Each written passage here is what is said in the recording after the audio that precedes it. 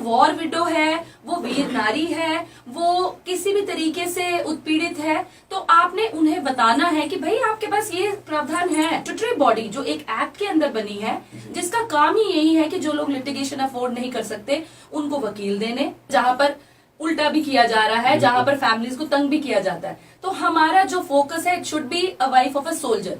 वहीं से आप देखेंगे सोल्जर्स वहीं से बनते हैं। अब उनकी बीवियां, सबसे पहले आपको पता है उनको अपना एंटाइटलमेंट्स का पता ही नहीं है।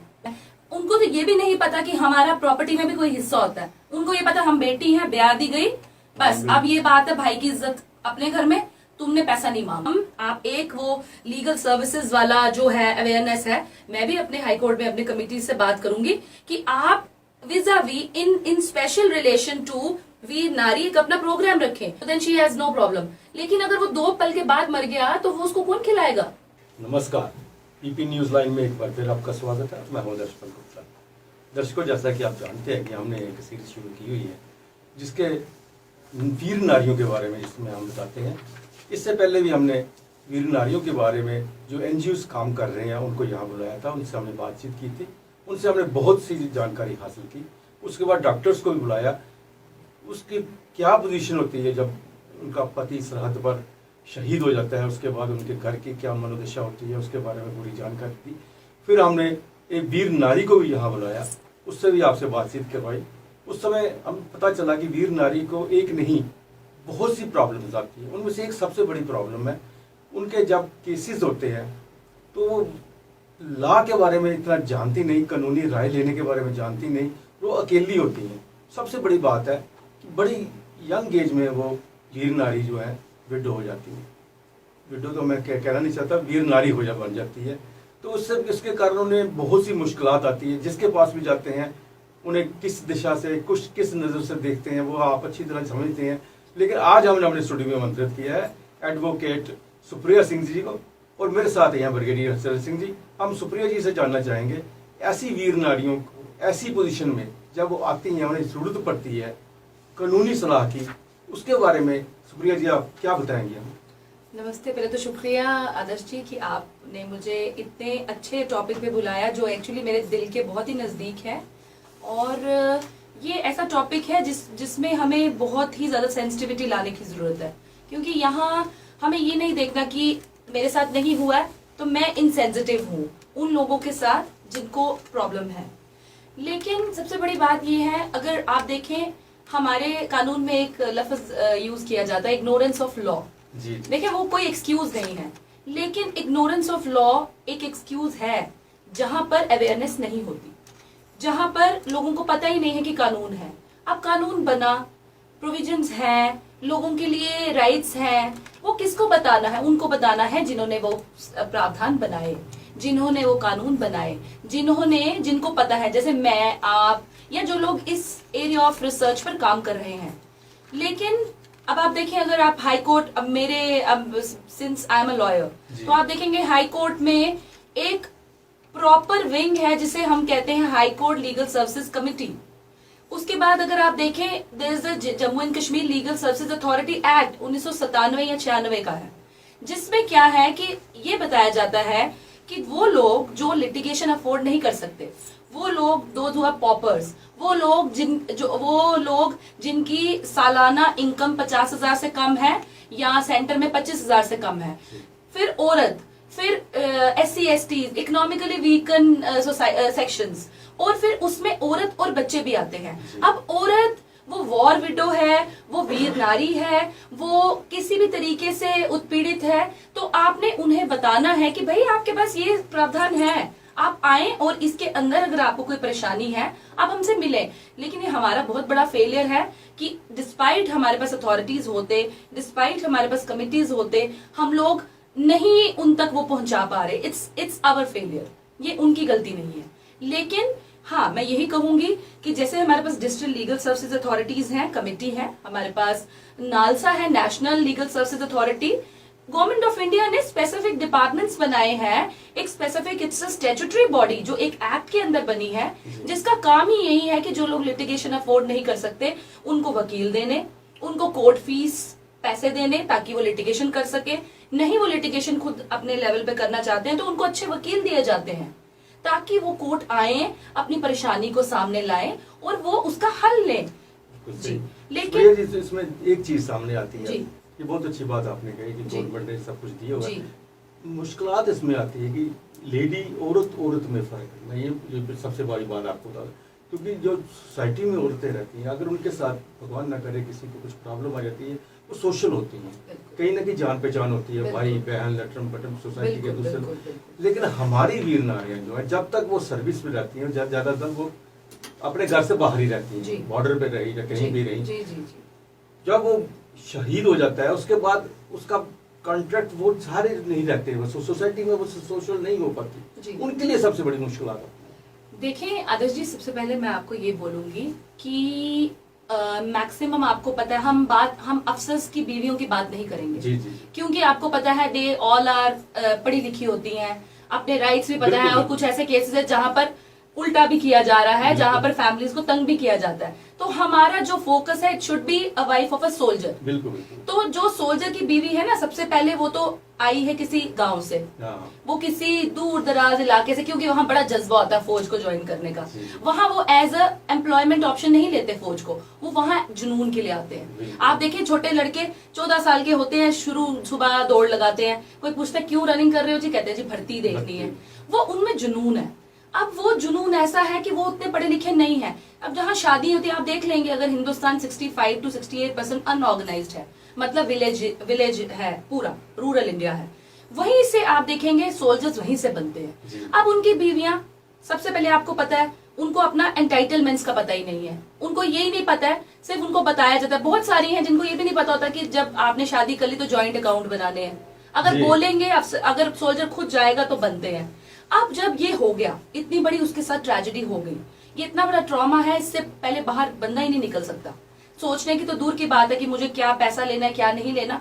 उसको ये नहीं पता मेरी एंटाइटलमेंट्स क्या है, उसको ये नहीं पता है मुझे फलाना फंड आना है, मुझे ये आना है, मुझे ये आना है। उनको तो ये भी नहीं पता कि हमारा प्रॉपर्टी में भी कोई हिस्सा होता है। उनको ये पता हम बेटी हैं, ब्याह दी गई, बस। अब ये बात है भाई की इज्जत अपने घर में, तुमने पैसा नहीं मांगना, तुमने जमीन नहीं मांगनी। देखिए ये हिंदुस्तान के साथ ट्रेजेडी है, ये साउथ ईस्ट एशिया के साथ ट्रेजेडी है कि औरत सोचती है कि मेरे को अब कुछ नहीं लेना, मेरी शादी हो गई, बोला घर छूटा, यहाँ पति मरा, ये भी छूटा, आगे she is just at the mercy of the God. तो उसका कोई कुछ नहीं है, उसका है अपना कुछ नहीं है। हम उस बात पे जाएंगे नहीं, मैं पूरा दिन ले लूंगी उस पर बोलने के लिए। तो दूसरा ये है, इलिटरेट होती है, आपको पता है मेजोरिटी दे आर इलिटरेट। जो इलिटरेसी है ना, वो आ जाती है जहां पर इंसान को कुछ पता नहीं होता। और दिस बीइंग अनएजुकेटेड ही सबसे बड़ी प्रॉब्लम है कि आपको अपने राइट्स के नहीं पता होता, आपको बिल्कुल अवेयरनेस नहीं होती। और उसके बाद वो उनका मर जाना, उनका चले जाना, उनका शहीद होना ही इतना बड़ा, वो जो उनको स्ट्रेस डिसऑर्डर्स हो जाते हैं, पोस्ट ट्रॉमेटिक। आप देखें वो बेचारी उस इतने बड़े जाल में फंस जाती है। और औरत का, आपने बोला बड़ा बुरा वर्ड है, बड़ा गंदा लफ्ज है विडो होना। मैं कहती हूँ उससे अच्छा ना ही ब्याह करो अगर विडो होना। You know people look at you, आपको गलत तरीके से देखते हैं, आप किसी भी सोसाइटी का हिस्सा नहीं रहते। आप शादियों में आपको अपशगुन माना जाता है, आप कुछ करना है, आपको चिट्टे कपड़े पहन के जाने हैं। देखिए ये तो गांव की बात है। गांव में तो वो ये सोचती है, जब सती प्रथा थी ना, वो ये सोचती थी अच्छा है पति के साथ ऑनर के साथ में चली जाऊं, क्योंकि उसके बाद में जो उसकी हालत होनी है, उसकी जलालत होनी है। लेकिन वो जवाब नहीं है। आप पैदा हो सकते हैं किसी भी स्थिति में, लेकिन आप गलत स्थिति में मरे, वो आपकी अपनी जिम्मेवारी है, आपको उठना है। बिल्कुल सही कहा, सब बहुत ही अच्छी बात उन्होंने कही। ये सबसे बड़ी बात है कि बात फिर वही आती है कि चूंकि जैसा सुल्फी ने बड़ी डिटेल में बताया, बहुत अच्छी तरीके से बताया, अब यह है कि इन चीजों को किस तरह से आगे लाना है ताकि उन्हें न्याय मिल सके। ये सही बात है, छोटी एज में विडो हो जाती है, छोटी एज में ये अधिकतर। तो इसको न्याय दिलवाने के लिए, चूंकि आप एक बहुत ही काम कर रहे हैं गिरधारियों के लिए, इसमें किस तरह से आगे लाएंगे? सबसे पहले जो सुप्रिया जी ने कहा, मैं उसको रीट्रेट करता हूँ। हमारी पुरुष प्रधान सोसाइटी है, और अगर इस प्रकार की सोसाइटी में नारी के लिए शर्म की बात मानी जाती है कि वो अपने अधिकार के लिए कोर्ट में जाए, ये हम उनके दिमाग में भरते हैं। और ये सब जगह है, पढ़े लिखे घरों में भी और अनपढ़ घरों में भी, जहाँ मतलब एजुकेशन ज़्यादा नहीं है। तो ये जब हाँ इस तरह की सोच होगी, तो ये बात नहीं है कि वो अदालत, तो आजकल हर एक आदमी अदालत का रास्ता जानता है, लेकिन वो शर्म करती हैं और साथ में दूसरा ये है कि ज़्यादातर जरूरी नहीं कि उनको महिला वकील मिले, इसलिए कुछ इनिशिएटिव्स लेने की जरूरत है। देखिए, हर चीज़ शुरू होती है सोसाइटी में, एक इनकलाब लाना पड़ता है, एक सोच को चेंज करना पड़ता है। तो मैं जो कुछ कर रहा हूँ ये एक वही है मुहिम कि हम इकट्ठे एक जैसे विचारों के लोग इकट्ठे हों, और इसीलिए सुप्रिया जी भी हमारे साथ जुड़ी हैं, आप जुड़े हुए हैं, आप कितना अच्छा काम कर रहे हैं मीडिया वाले। उसी तरह से डॉक्टर साहब हैं, डॉक्टर थापा हैं जी, उन्होंने बोला कि हम मुफ्त में इलाज करेंगे। सुप्रिया जी कहते हैं कि मैं कोई अगर इस तरह से कोई मेरे पास केस आ जाता है तो मैं उसके लिए कोई एडवाइस वगैरह के लिए कोई पैसा नहीं दूंगा। तो ये इस तरह की सोच विचार जोड़ना, ये पहला हमारा काम है। तो सोशल अवेयरनेस, हर चीज सोसाइटी से निकलती है, तो वी हैव टू, जैसे आप अभी फैला रहे हैं इस बात को, आपके जब ये इंटरव्यू के आते हैं, मैं भी अपने हर जगह सोशल मीडिया में डालता हूँ, लेट पीपल बी अवेयर। वीर नारियां जो है गांव में आजकल सबके पास टेलीफोन है, सब जानते हैं, उनको ये देखने दीजिए, उनको ये ज्यादा हम अलग अलग तरह से इनको एक्सपोज करेंगे। हमारी जो इवन सैनिक वेलफेयर डिपार्टमेंट है, उनका भी ये काम है, वो जाते हैं और हर जगह जाके हफ्ते में तकरीबन एक बार वो अपने इलाके में रिमोट एरिया में जाके लोगों को ये अवेयरनेस कराते हैं। वीर नारियों के ऊपर स्पेशल एम्फेसिस है, और जैसे आपको पिछली बार के इंटरव्यू में हमने बताया था कि हम लोग कर रहे हैं कि जितने भी हमारे समाज के लोग हैं जो इंटरेस्टेड है, यानी दिमाग यहाँ दिल में एक भावना होनी चाहिए, ऐसे लोगों को जोड़ना है जिससे वो इनको अडॉप्ट करें। हमारे पास काफ़ी NGOs they have come forward, इनको अडॉप्ट करके और उनको यही अवेयरनेस देनी है। जहाँ पे भी मैं गया हूँ वहाँ पे मैंने देखा है वीर नारियों की, अगर हर जगह तो खैर ये होता नहीं, लेकिन ज़्यादातर जहाँ पे कोई पुरुष है, या तो फौज में रहा हुआ रिटायर हो गया है, या वो घर का थोड़ा सा बड़ा आदमी है, वो हर चीज को अपने कंट्रोल में करके बैठ जाता है। और आप अगर उसमें जाके अगर ज्यादा इंटरफेयर करेंगे तो ये वो उस चीज को गलत डायरेक्शन में ले जाते हैं और प्रोपेगेंडा शुरू हो जाता है, देखो जी हमारे घर में लड़ाई लगवा दी। इसलिए इसको अगर एज ए मुहिम चलाया जाए, और कुछ चीजें हैं जो हमारे लेवल पे नहीं, क्योंकि कानून में चेंज करने की जरूरत है। वैसे मैंने पिछली बार आपको बताया कि इसके लिए मैं 2-3 पत्र लिख चुका हूं, और अभी भी ये 1-2 पत्र और लिखूंगा प्रधानमंत्री जी को, जिसमें, और रक्षा मंत्री जी को, जिसमें इन चीजों के ऊपर मैं जोर दूंगा कि क्या किया जाना चाहिए जिससे इनकी समस्याएं जो है ना हो।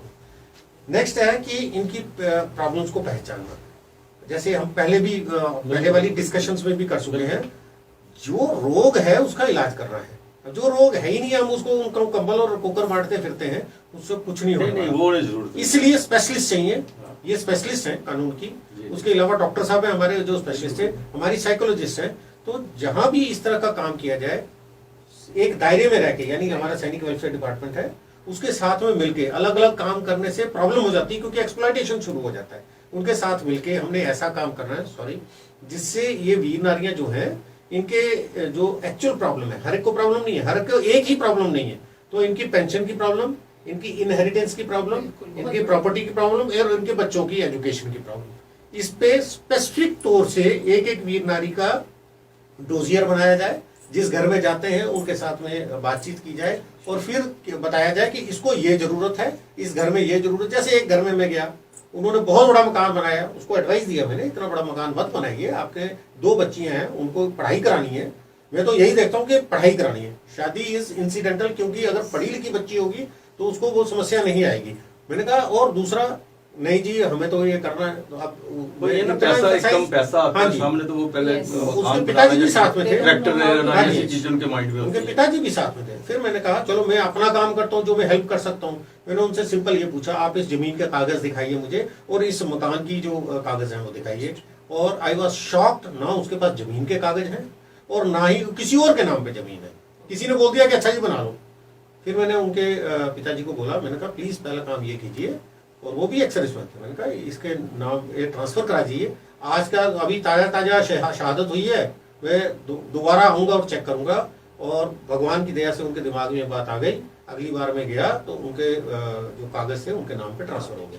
तो इस तरह की जो जमीन के लेवल की चीजें हैं, उसके लिए थोड़ा सा, ये नहीं कि मैं ही हूँ, बहुत है समाज में लोग, उनको रास्ता नहीं पता, तो उनको रास्ता दिखा रहे हैं हम। वही ना सुप्रिया जी, ऐसे 2-3 चीजें बड़ी इंपॉर्टेंट है। एक तो उनका पैसा आता है, उस वक्त तो सभी रो रहे होते हैं, कंधा दिया होता है, सब उसके साथ होते हैं, शहीद को जिंदाबाद, अमर रहेंगे नारे भी लगते हैं, आज साथ सब भूल जाते हैं।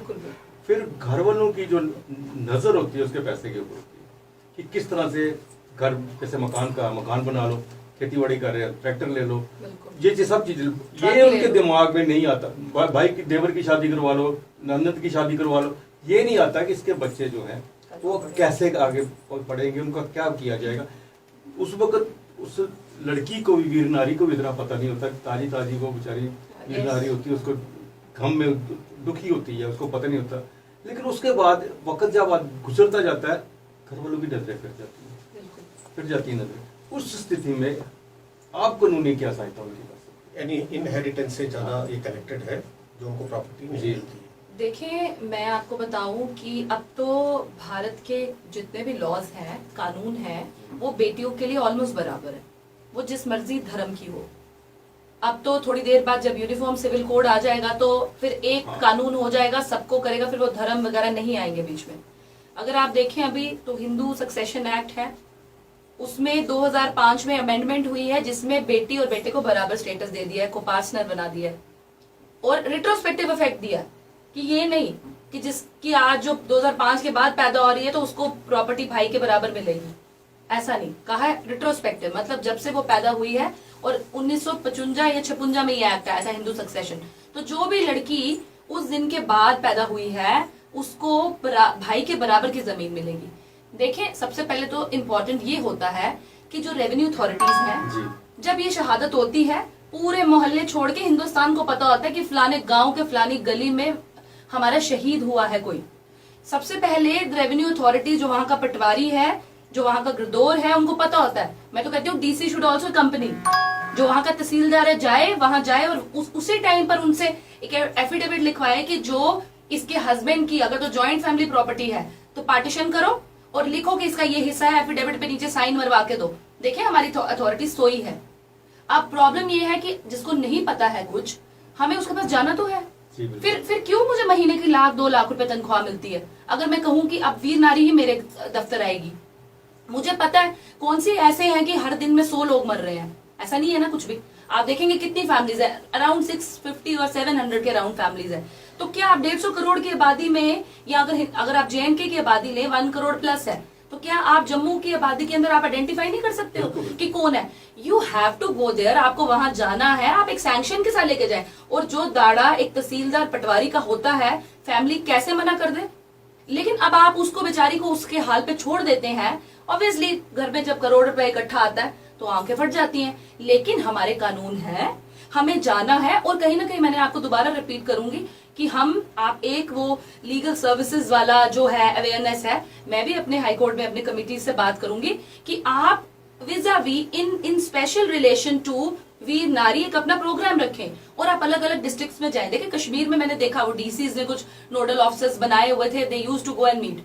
जम्मू में मैंने नहीं देखा ऐसा इनिशिएटिव। तो यहाँ इन लोगों को जागना पड़ेगा इस डीप स्लम्बर से, क्योंकि एक तो उनके साथ ट्रेजेडी हुई, ऊपर से अब आप एक्सपेक्ट करते हैं वही अदालत के दरवाजा खटखटाएं। नहीं, अगर उन्हें पता तो कैसे खटखटाएंगे? तो हमें उनके पास जाना है। देखिए, ये हुई बात हिंदुओं की, हमारे में भी डॉटर सन बराबर है, बिल्कुल प्रॉपर्टी शेयर पूरा मिलता है, और जो बीवी है उसको जो हस्बैंड का है पूरा शेयर मिलता है।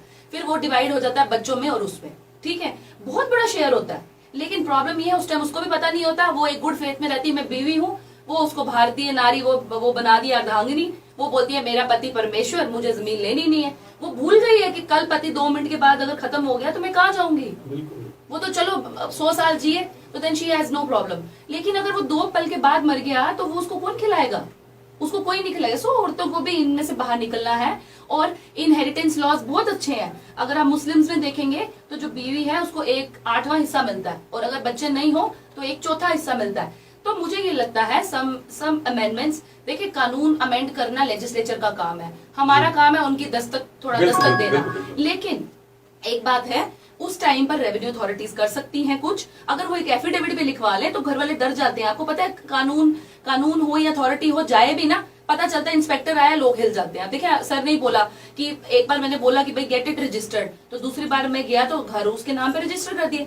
सो कहीं ना कहीं एक सैंक्शन चाहिए, उनको एक कमांड चाहिए जिससे वो काम करेंगे। और ये रेवेन्यू वाले जाए, कौन सी बड़ी बात है, कुछ नहीं होता, 5 मिनट का काम होता है। 5 मिनट उनके घर जाए, उनसे बात करें, एक एफिडेविट साइन करा ले पेरेंट्स से कि भाई जिस दिन इनहेरिटेंस जब पार्टीशन ऑफ प्रॉपर्टी होगी इसका इतना शेयर, उसी टाइम 2 मिनट लगते हैं। गरदौर को हर घर का पता होता है, पटवारी को हर घर का पता है कि आपकी इतनी जमीन है, मेरी इतनी जमीन है, बस उस बेटे के नाम पे जमीन करनी है। और अच्छा तो ये है कि अगर कानून में क्लॉजेज आ जाए, प्रोवाइजोज आ जाए कि भाई द मोमेंट ऐसा वॉर कैजुअलिटी हो रही है तो उसी टाइम पे पार्टीशन हो जाएगी, उसके नाम उसकी प्रॉपर्टी चल जाएगी। देखिए मैं नहीं कहूंगी, since I am a lawyer, मुझे पता कानून इतने आसानी से नहीं बनते, ना ही बदलते हैं। आप देख ही रहे हैं फार्मर्स की क्या एजुटेशन चल रही है, कितना कुछ है, तो ये कानून नहीं बदलते। लेकिन हाँ, औरत को जागना है, औरत को जागना है, उसको अपने आप को विक्टिम नहीं बनाना है, ना ही बनने देना है। क्योंकि ये ऐसा हो जाता है कि जैसे वो देखते हैं ना आपकी एक छोटा सा कोई नीचे चीज मिलती है तो वल्चर्स ऊपर से आ जाती है उसको पकड़ने, तो she just become a victim. और ये सब वल्चर्स हैं, ये वल्चर्स दे रोम अराउंड, ये घूमती है। लेकिन हमें बाहर निकलना है, मेरा बहुत बड़ा रोल है, मेरी रिस्पॉन्सिबिलिटी है कि मैं उनका टेक केयर करूं। हमने तो उनको बेचारा ही बना दिया है। वो लोग they are honoured people, they are respectful people. Rohit साहब, कोई इसके लिए स्टेट सैलेंस बोर्ड या आपकी एनजीओ ने कोई लीगल सेल को बनाया हो जिसमें ये पहुंच सके? ये ऐसा है कि ये जो हमारी इंटरेक्शन होती है वीर नारियों की, जैसे मैंने बताया, दे ऑल आर अवेयर। हम किसी को ये नहीं कि छोड़ दिया, हम एक एक व्यक्ति के नाम पे एक एक वीर नारी के घर में जाते हैं और वो हमारे पास आती है, क्योंकि जब उनका प्रोसेस शुरू होता है पेंशन का तो हमारा इंटरेक्शन रहता है। इसके अलावा इनके लिए एक नई कुछ इनिशिएटिव लिए जा रहे हैं कि कम्युनिकेशन में रहें। हमने कुछ आदमी भी डिटेल किए हैं, एक्स सर्विसमैन हर जिले के और तहसील लेवल पे गांव में जो प्रोमिनेंट है, जिसे वीर नारियों के साथ में हम इंटरेक्शन में रहते हैं और पूछते रहते हैं क्या वो, क्योंकि इसमें रिकॉर्ड ऑफिस भी शामिल है, हम लोग शामिल हैं, यूनिट शामिल है और सीडीए शामिल है। तो इसका इन सब का जो निचोड़ ये है कि इसको देखना कि क्या हो रहा है क्या नहीं हो रहा, वो सैनिक डिपार्टमेंट करता है। लेकिन अब फिर वही बात आ गई, मैं आपको एक सोशल मैंने आपको कॉज दिया था कि हम सबको जागना है जी, जी। और दूसरा होता है गवर्नमेंट का। अब गवर्नमेंट ठीक है, रूल है, वो कुछ करते हैं, लेकिन हम पैरेलल लेने की बात है। मैं आपको बताता हूँ पंजाब का किस्सा। वहां पे एक मिनिस्टर इंचार्ज है, अभी हम थोड़े दिन पहले 2-3 दिन पहले हमने माननीय गवर्नर साहब के पास गए थे, एक्स सर्विसमैन का डेलीगेशन, हमने यही बात बोली थी कि एक इनका मिनिस्ट्री बनाई है और उसके लिए उन्होंने कहा है कि हम इसके ऊपर काम करेंगे। अब जो ही कोई वहां सैनिक शहीद होता है, आज के दिन में वो मिनिस्टर इंचार्ज सीएम साहब खुद है उतर के। अच्छा। वहां से एक ऑर्डर निकलता है, एक कोई भी पॉलिटिकल पार्टी का उनका जो मिनिस्टर होता है, एसएसपी, डीसी और उसके जो मतहत आदमी हैं, उनके लिए एक ऑर्डर निकलता है, वो उस घर में जाते हैं और जब पाठ का 10वां होता है तब तक वो उधर उस परिवार के साथ सुख दुख बांटते हैं। और ये जो बेसिक डॉक्यूमेंटेशन ये बता रही थी हमारे काबिल वकील बता रहे थे, वो उसमें हिस्सा बनते हैं। जब इस तरह का काम होगा, आप इम्पोर्टेंस दे रहे, बिल्कुल हर चीज में ये this is give and take. बिल्कुल सही कहा। जैसे आप, मैं सिर्फ अंत में आपसे ये जानना, जैसे उन्होंने कहा पंजाब के और जम्मू ऐसा रो एक ही है, लेकिन जम्मू में और पंजाब में दोनों पर फर्क है। क्या इसके लिए हम कोई पीआईएल या कुछ ऐसा कोर्ट में जा सकते हैं ताकि इन्हें भी पंजाब जैसी सुविधाएं मिलें? सर हम जा सकते हैं, लेकिन उससे पहले हमें लोगों के पास जाना है। देखिए पीआईएल होता है पब्लिक इंटरेस्ट लिटिगेशन, उसमें उसको करने से पहले हमें रिप्रेजेंटेशन देनी पड़ती है गवर्नमेंट को, हमें एडमिनिस्ट्रेशन को रिप्रेजेंटेशन देनी पड़ती है कि हमारा मसला क्या है। ऐसा नहीं है कि कोर्ट है तो हम वहां चले गए, पीआईएल कर दी। पीआईएल के लिए पहले रिसर्च वर्क करना पड़ता है, हमें देखना है विक्टिम्स कौन है, सफरर्स कौन है, फिर हमें रिप्रेजेंटेशन देनी है गवर्नमेंट को, देखना है व्हाट इज देयर रिस्पॉन्स। अगर वो नहीं मानते फिर हम कोर्ट का दरवाजा खटखटाते हैं, क्योंकि आखिरी रिकॉर्ड्स वही है। लेकिन मुझे ये लगता है पहले हमें सबसे मिलना चाहिए, हमें जो भी लोग निस्वार्थ आगे आए और लोग इनके लिए सेंसिटिव हों, इनके लिए काम करें। और मैंने आपको बता दिया legal services authority, high court की, डिस्ट्रिक्ट की बहुत बड़ा रोल प्ले कर सकती है इनके लिए। सिर्फ they just need to be aware. उनको हमें लीगल सर्विसेज वालों को बोलना है कि भैया एक आप कैंप बनाए एक्सक्लूसिव इनके लिए, जहां आपका ऑप्शन, जहां आपकी जो पंच लाइन ही यही होगी कि लीगल अवेयरनेस कैंप विज़ावी वीर नारी, ताकि उसमें लोगों को पता चले कि भाई अगर मेरे पास नहीं पैसे हैं या मैं परेशान हूँ। देखिए हर बार कोर्ट जाना हल नहीं होता, आपको पता है 10-10 साल लग जाते हैं, 15 साल लगते हैं। तो अच्छा यही है हम सब हाथ जोड़े, अपने हाथ मिलाएं और हम इनके लिए काम करें, उनके पास जाएं। आप देखें जब पता चलता है ना कि एक बंदे के पीछे उसकी सपोर्ट है, लोग उसको हाथ तक नहीं लगाते। लेकिन जब ये पता है कि मैं अकेली हूँ तो ऑब्वियसली मुझे हर जगह एक्सप्लॉइटेशन होगी, मुझे बीइंग अ फीमेल भी देखा जाएगा, सेक्सुअली एक्सप्लॉइट भी होंगी, मैं मेंटली हैरेस भी होंगी। तो वो हमें एक माहौल ही ऐसा इकोसिस्टम तैयार करना है ताकि वो भी बिना किसी टेंशन के, बिना मतलब वो एक प्राइवेसी या सीक्रेसी ना समझे और वो सामने आए बोलें कि भाई मुझे ये मसला है। तो मुझे लगता है लाइफ वुड बी। मैं समझता हूँ कि सुप्रिया जी ने बहुत ही विस्तार से इस बारे में चर्चा की है, बहुत ही अच्छी तरह बताया। तो हम भी सरकार से आगाह करते हैं कि ये कम से कम वीर नारियों के इस बारे में जल्दी से जल्दी इनका हल निकाला जाए। जैसे पंजाब में एक मिनिस्टर है, जम्मू कश्मीर में यूटी में बनने में क्या दिक्कत आ रही है? मैं इसमें सिर्फ एक छोटी सी चीज जोड़ना चाहता हूँ कि 2 दिन पहले जब हम माननीय राज्यपाल साहब के पास, उपराज्यपाल साहब के पास गए थे, उन्होंने बहुत पॉजिटिव तरीके से हमारे मेमोरेंडम को समझा, डिस्कशन की, और मेरा पक्का विश्वास है कि इसका जल्दी ही हल निकलेगा। जो जो इश्यूज हमने उनको दिए, जिसके इसके अलावा 6% रिजर्वेशन और बाकी SR 43 की नौकरी वगैरह वगैरह हमने वो दिया हुआ है। और दूसरा चीज, इस प्रोग्राम के माध्यम से मैं वीर नारियों को ये बताना चाहता हूँ कि उनको आगे बढ़ना चाहिए। सैनिक वेलफेयर डिपार्टमेंट को जाके डायरेक्टर साहब उधर एक है ब्रिगेडियर रैंक के, और उसके अलावा हर जिले में एक कर्नल रैंक के अफसर हैं, उनको जाके पक्का रास्ता कायम करना चाहिए। किसी भी प्रकार की कोई परेशानी होती है वो लोग नहीं जाती हैं, तो ये अवेयरनेस है उनको जाने से। अगर करती हैं, किसी तरह का प्रॉब्लम है, जाने से ये प्रॉब्लम सॉर्ट आउट होगा। सुप्रिया जी, वजीर साहब हमारे स्टूडियो में Thank you. इसके लिए बहुत बहुत धन्यवाद आपका। तो आज के लिए बस इतना ही, अगले प्रोग्राम में फिर आपसे भेंट होगी, तब तक इजाजत दीजिए, नमस्कार।